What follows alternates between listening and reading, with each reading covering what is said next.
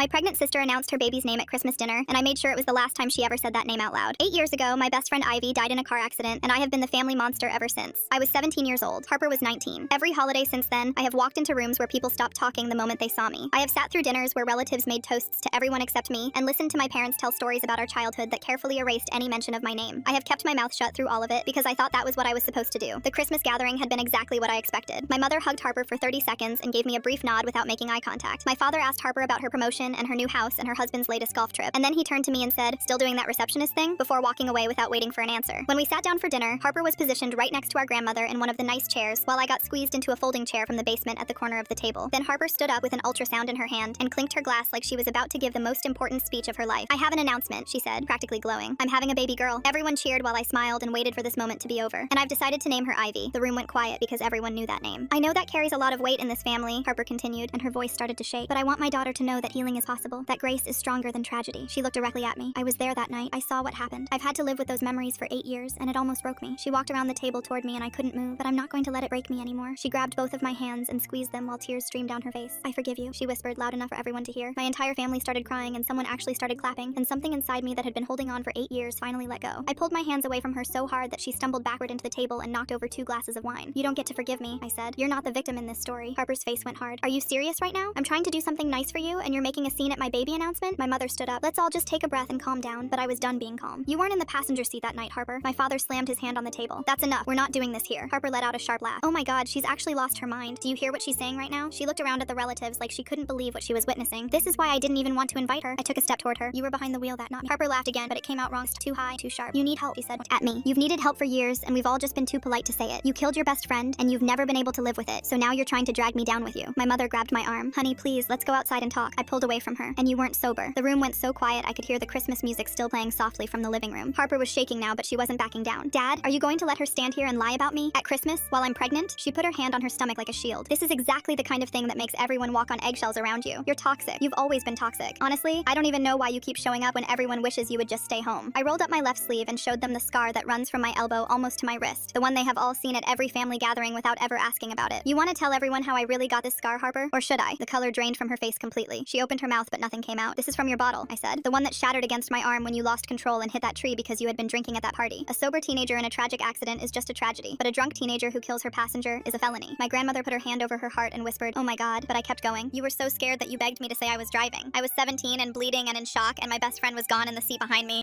And you looked me in the eyes and asked me to take the blame so you wouldn't go to prison." Harper was sobbing so hard she could barely stand. I picked up my coat and looked at her one last time. "You know what? Naming your baby Ivy is actually perfect. You're going to have plenty of time to think about what you did to her."